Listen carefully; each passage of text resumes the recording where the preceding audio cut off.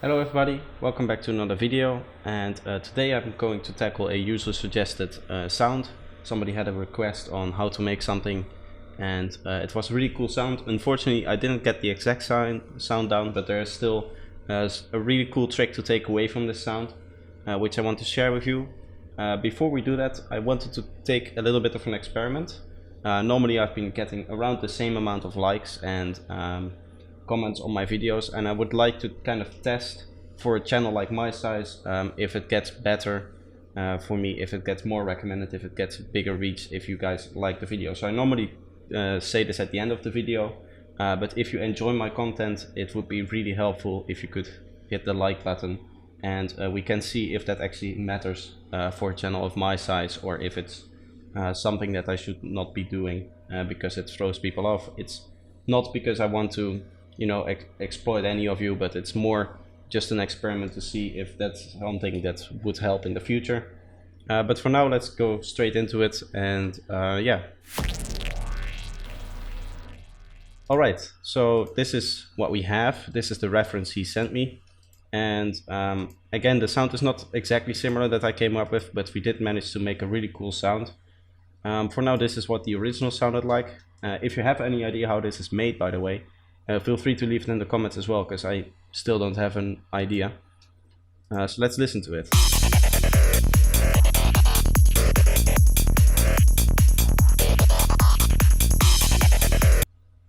So it's that lead sound that we heard. Now I didn't make the exact same melody, but our first step made us something that sounded like this.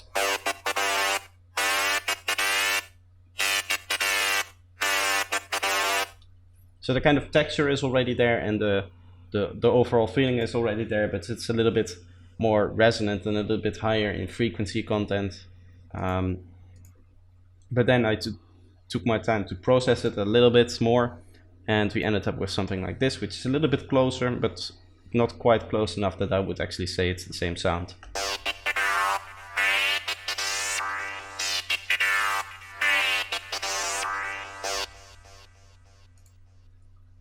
So now let's go over how the sound is actually made, and it's actually a very easy sound, but it has a really cool trick for the way the attack and the release is set up.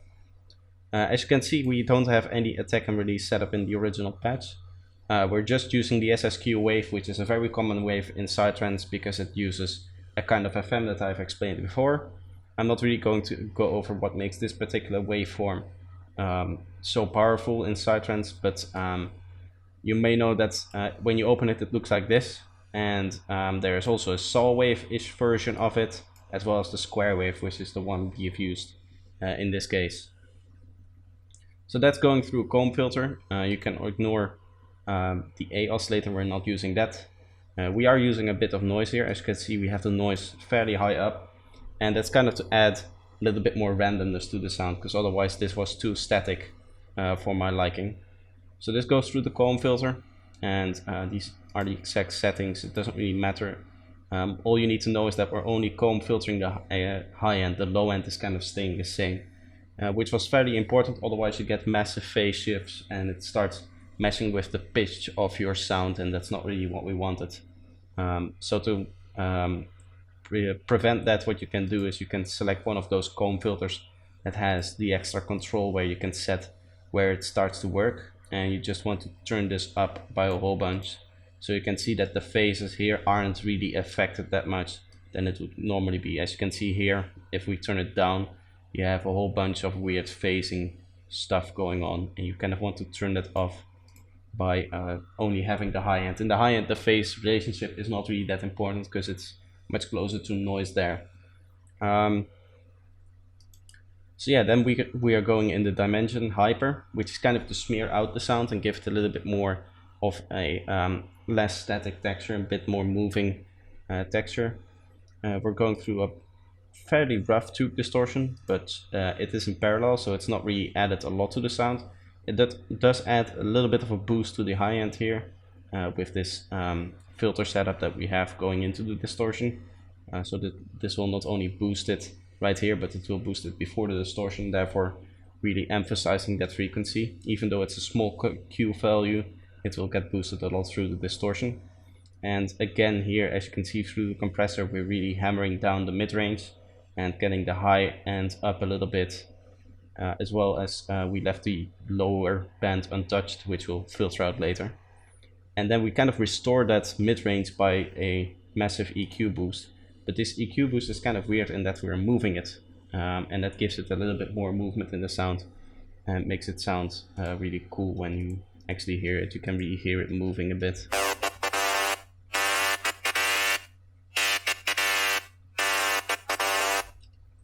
That's the combination of the comb filter as well as this massive boost here, going up and down. And you can do this with a low Q factor, so that it stretches nicely over the entire spectrum, so that the impact isn't on one specific frequency but rather a bigger range of frequencies, so that's not very destructive.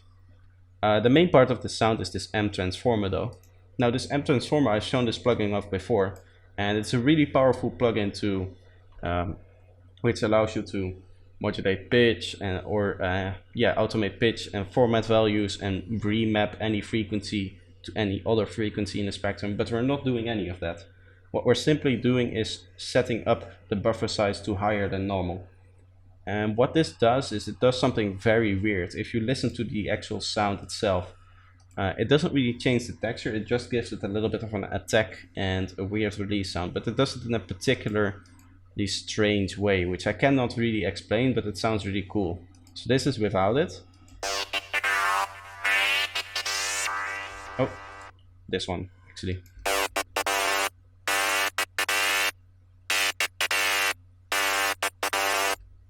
And then with it, it sounds like this.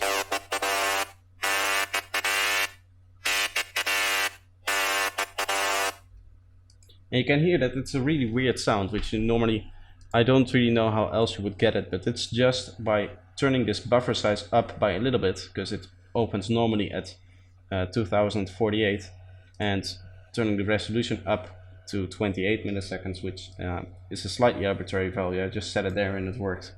So I don't even know how much of a impact this value has, but it mainly comes from this value. By turning this up, you kind of extend that effect. If you turn it up even higher, you will hear that's a more extreme effect. You will also see that the timing is way off when we play it like this.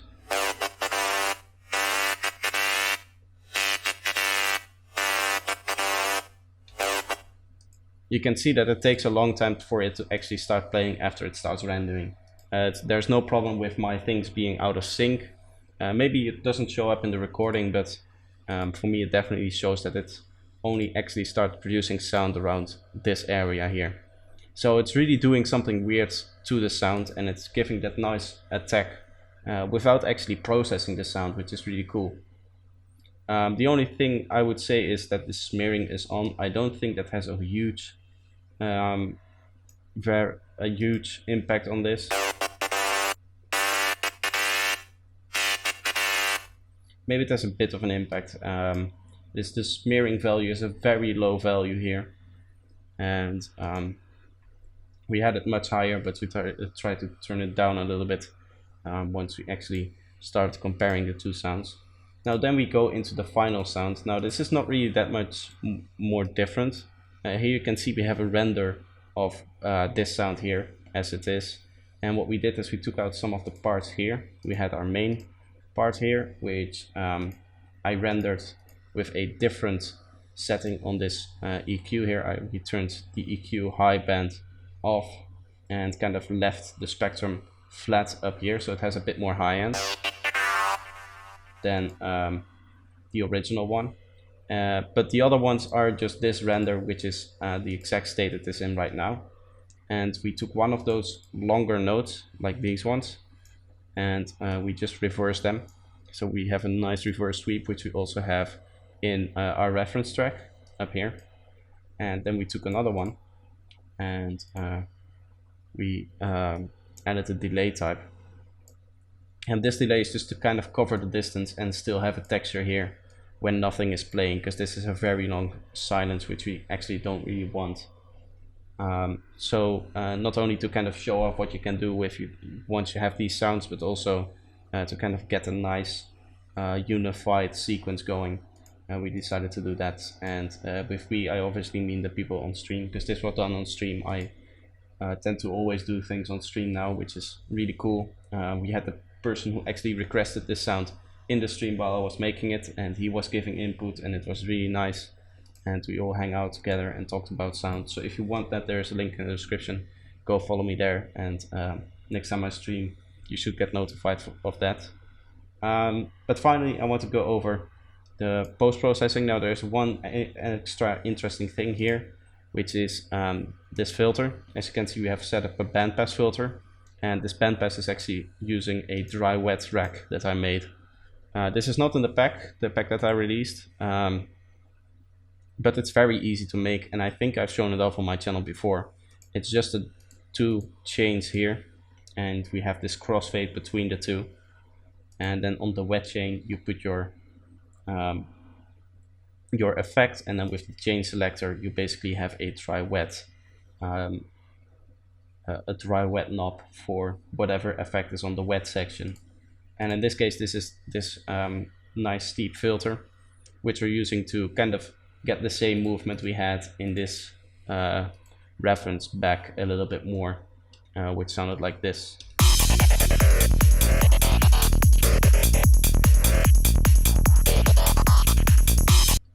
You can see how it starts to go down, and then it goes up a bit more, and then it goes sharp down and then back up again. I tried to copy that over, and then I just duplicated it again to kind of get that effect.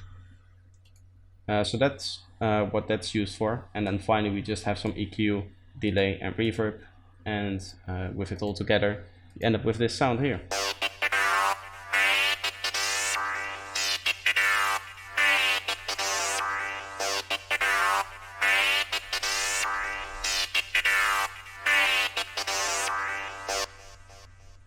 So I hope you like this video. I hope you like to see me do more of these kind of specific synth tutorials or lead tutorials.